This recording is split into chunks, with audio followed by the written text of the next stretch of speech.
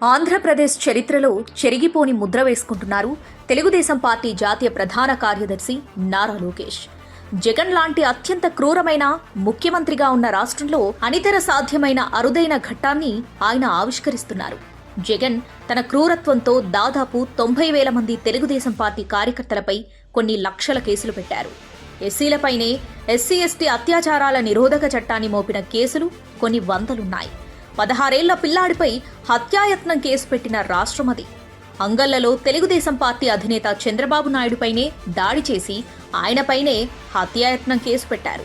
అదేవిధంగా నారా లోకేష్ చేస్తున్న యువగలం పాదయాత్రపై వైసీపీ గూండాలు దాడి చేస్తే వారిని వదిలి గాయపడిన యువగలం వాలంటీర్లపైనే కేసులు పెట్టి జైల్లో నిర్బంధించారు. దళితులను హతమార్చడం, దళితులకు శిరోముండనం చేయించడం, దళితుల భూములు లాక్కోవడం లాంటి కేసులు వేలాదిగా ఏపీలో నమోదయ్యున్నాయి. మరికొన్ని వేల కేసులు నమోదు కాకుండా పోయాయి.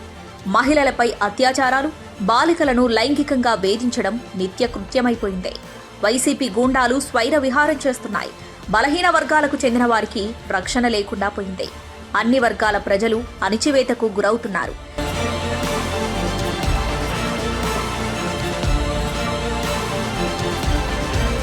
ఇలాంటి పరిస్థితుల్లో మరీ ముఖ్యంగా రాజకీయ పార్టీలు తమ కార్యక్రమాలను నిర్వహించుకోకుండా జీవో 1 విడుదల చేసి అమలు చేస్తున్న సమయంలో నారా లోకేష్ యువగలం పాదయాత్ర చేపట్టారు.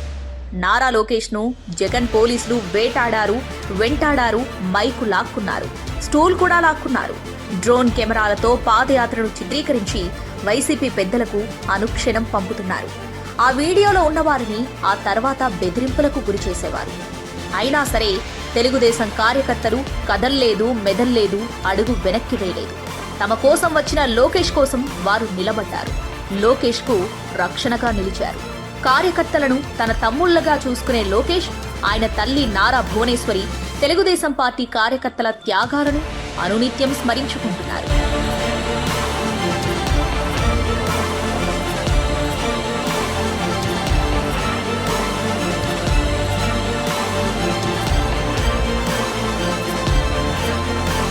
కర్కశంగా ఉన్న ఈ ప్రభుత్వం పోవాలని నారా లోకేష్ నినదించారు. కోట్లాది మంది గొంతు కలిపారు. నారా లోకేష్ పాదయాత్ర చేస్తున్నారంటే ఆయనను కామెడీ చేయాలని వందల మందితో సైన్యాన్ని ఏర్పాటు చేసుకుంది వైసీపీ. వారికి ఇంటెలిజెన్స్, పోలీస్ వ్యవస్థ మొత్తం సహకరించింది. ఉన్నత చదువులు చదువుకున్న లోకేష్ రాజకీయాల్లోకొస్తే రౌడీయిజం తెలియదు. జగన్ రెడ్డిలా చదువు మధ్యలో ఆపేసి రౌడీయిజం ఇమేజ్ తెచ్చుకోలేదు కాబట్టి ఆయన సాఫ్ట్. రాజకీయాలకు పనికిరాడని ముద్ర వేసేందుకు ప్రయత్నించారు. ఇందుకోసం ఎన్నెన్ని కుట్రలు చేశారో లెక్కలేదు. ఇప్పుడు లోకేష్ అన్ని ఆటంకాలను అధిగమించిన నాయకుడు. ఒకప్పుడు చిన్న మాట తడబడితే ట్రోల్ చేయడానికి వేల మంది రెడీగా ఉండేవారు. ఇప్పుడు లోకేష్ వారికి అలాంటి అవకాశం ఇవ్వడం లేదు.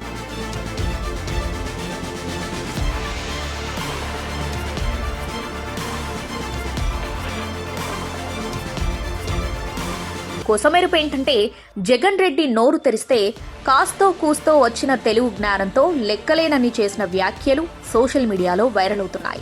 ఇప్పుడు టీడీపీ సోషల్ మీడియా సైన్యం పండగ చేసుకుంటుంది. తనపై చేసిన తప్పుడు ప్రచారాలకు సమాధానాలిచ్చిన నాయకుడిగా నారా లోకేష్ నిలిచారు. నారా లోకేష్ ఇమేజ్ ని యువగలం పాదయాత్ర పూర్తిగా మార్చేస్తుంది. కుప్పం నుంచి ప్రారంభమైన యాత్ర సాఫీగా సాగలేదు. అనేక ఆటంకాలు సృష్టించి యువగలానికి ఒక క్రేజ్ తీసుకొచ్చారు జగన్ రెడ్డి. చివరికి మైకులు, నిలబడేందుకు ఉపయోగించుకునే స్టూల్ కూడా లాగేసుకున్నారు. కానీ యువగలాన్ని మాత్రం నొక్కేయలేకపోయారు.